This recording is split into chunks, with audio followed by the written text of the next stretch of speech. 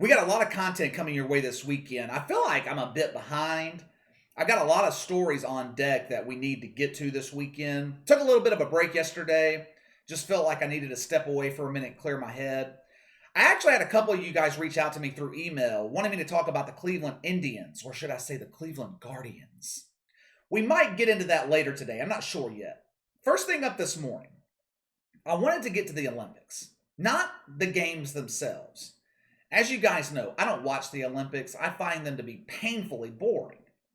Today, what we're going to talk about is the woke media already coming up for excuses for the projected record low ratings for the Tokyo Games. One of the good things about having a channel like I have, I never run out of content. And I never run out of content because the media never stops lying. They lied all summer about ratings for the NBA playoffs. They lied about the Maria Taylor-Rachel Nichols fiasco. By the way, did you guys see that yesterday? I think it was Outkick posted a story about Maria Taylor. This website called Jezebel, which is supposedly all about girl power. Jezebel posted an article saying that Maria Taylor left ESPN because management failed to discipline Rachel Nichols for making racist comments. This is the kind of stuff I'm talking about. Blatant lies by the woke media. And it's not only happening here in America either. I had another viewer yesterday reach out to me through email. He's from Brazil. And he gave me a breakdown of what's going on in South America. How they're dealing with the same thing that we're dealing with here in America. A corrupt media who constantly pushes lies and propaganda. He broke it down for me in great detail. I might share some of it with you guys in the future. I just thought it was interesting because this isn't just a domestic problem. This disease of wokeness, it is a global problem. It's the real pandemic. Headline over at CNN yesterday morning. This may be the lowest rated Olympics ever. NBC shouldn't sweat it. No. Why in the hell would NBC be worried about television ratings? Ratings don't matter. I mean, they've only paid billions of dollars for the exclusive rights to the Olympics over the next decade or so. There's no reason for NBC to be worried about television ratings, right? It's not like they don't recoup that money through advertising. I'll tell you why ratings matter in a second. The media always likes to claim ratings don't matter when ratings are in decline. When they're on the rise, it's all they want to talk about. All summer, all we have heard about is how great NBA ratings have been. NBA ratings up 25% over last year. When ratings are on the decline or projected to be at or near record lows, the propaganda machine starts rolling. CNN, The Hollywood Reporter, Variety, The New York Times, The Washington Post. You don't need to read all these articles. They all say the same damn thing. They all provide the same excuses. It's almost like someone wrote an article full of excuses as to why the 2021 Olympics are going to tank in the ratings, and all the other sites copied and pasted it. In politics, they call that talking points. The first excuse CNN came up with: less people will be watching the Olympics this year due to increased media fractionalization. That is the Ivy League way of saying people have too much content to choose from. People can watch Netflix, they can watch Hulu and YouTube. There's just too much other content drawing eyeballs away from the Olympics this year. This is the woke media's fallback excuse anytime ratings are expected to tank. But it doesn't make any sense. Live sports trumps all. Content on streaming services like Netflix or Hulu, that is on-demand content. People can watch it whenever the hell they feel like it. Live sports always trumps on-demand content. And the reason being, the fear of missing out. People don't want to miss out on live sporting events, the social media conversations that take place, or watch parties with friends and family. You don't have watch parties or you don't go to a bar with friends to watch Sex Life on Netflix. You do those things for live sporting events. The second excuse: all TV ratings are down. Now, this isn't necessarily a lie, but it's not the whole truth either. Linear television has taken a beating, but this has been going on for over 10 years now. It was going on in 2012 when the London Games averaged over 30 million viewers. It was going on in 2016 when Rio averaged 27 million. Traditionally, sports have remained largely unaffected by a drop in linear TV ratings across the board. For example, NFL ratings actually increased in 2018 and 2019. The UFC has seen a rise in television ratings since last year. The media likes to blame cord cutting. Well, there weren't streaming services 15 years ago when the Super Bowl was only averaging 85 to 90 million viewers.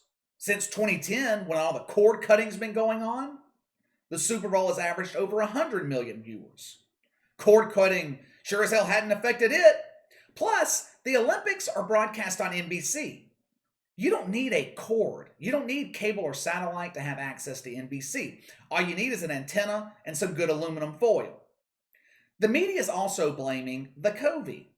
We're in the middle of a pandemic. That's going to hurt ratings.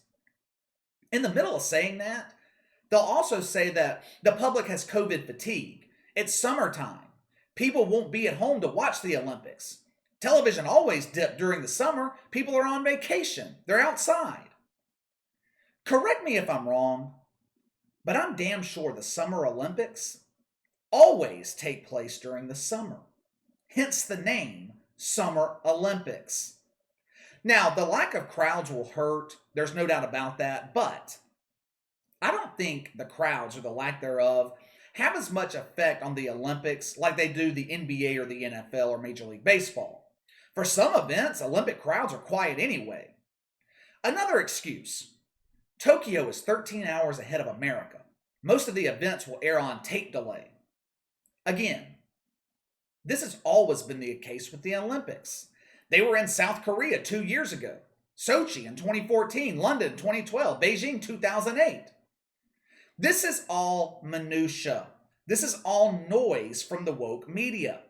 They are covering up for the real reason television ratings for the Olympics are projected to tank worse than Space Jam 2. Before I get to that, let me tell you why television ratings matter.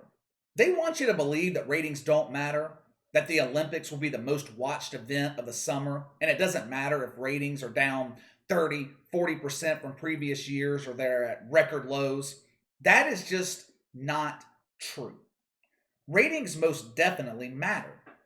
The way advertising works in television, networks like NBC sell advertisers time based on a guaranteed audience number. For example, NBC will sell an ad during the Olympics to a company for $1 million, maybe for a 30-second slot. NBC essentially guarantees that advertiser that they will reach X amount of people. If that doesn't happen, if the guaranteed audience number is significantly less, NBC has to offer advertisers what is called make goods, which means they have to give them free advertising time in the future. Trust me, they do not want to do that. Like I said a second ago, this is all another cover-up by the media. Just like what they did with the NBA, just like what they've done with award shows, which traditionally have been huge ratings draws, but have steadily declined in recent years. We all know the reason that ratings for the Olympics are expected to be at or near record lows. That's the case because in 2021, there are a record number of woke political activists participating in the Olympics, and the IOC is allowing it to happen. We used to have representatives like Carrie Strug, who in 1996 fought through an ankle injury and helped the U.S. gymnastics team win the gold medal. Today, we have Rapinoe, who is fighting to put Victoria's Secret out of business, who takes a knee more often than she scores a goal. In 2012, we had Michael Phelps. In 2021, we have Gwen Berry. Oh, Gwen Berry, with that nice blue lipstick she likes to wear. In 2012, Michael Phelps put his swimming cap on and won 4 gold medals and 2 silver medals. In 2021, Gwen Berry puts a shirt over her head during the national anthem. She's fighting for causes unknown. In the 80s and 90s, we had Ronald Reagan and Bill Clinton show up at the Olympics in efforts to unite the country. In 2021, we have Joe Biden and Kamala Harris. Kamala Harris and Joe Biden. There's just no comparison. Reagan and Clinton were consummate politicians. Like I said, there's just no comparison. If I were NBC, I would be pissed off at the International Olympic Committee, their lack of balls, their inability to stand against the Megan Rapinoes and the Gwen Berries could eventually cost NBC millions of dollars in lost ad revenue. But NBC, they probably won't be mad about that because the agenda will be pushed to the entire world. This great woke utopia they want all of us living in, where nothing makes sense, where everything is all about race and gender. Nothing else matters but your skin color and your gender. Whichever gender you choose, of course. Which leads me to another thing. Another reason people are going to tune out of the Olympics. The IOC is allowing men to compete against women. People don't want to see that. I saw something last night where this dude was competing against women in powerlifting, lifting weights. How in the hell is that fair? It just doesn't make any sense. I don't know what world we are living in anymore. But enough of me. Time to let me know what you think. Give me your reason why television ratings for the Olympics could see record lows. Is it the lack of crowds? Is it the COVID? Is it cord cutting? Or is it the propaganda and the promotion of woke politics? Sound off in the comments below. Make sure to like and subscribe. Click the notification bell to receive all notifications from the channel. Best way to contact me is by email at btlkc84@gmail.com, KC_BTL84 on Twitter. I'll see you guys later.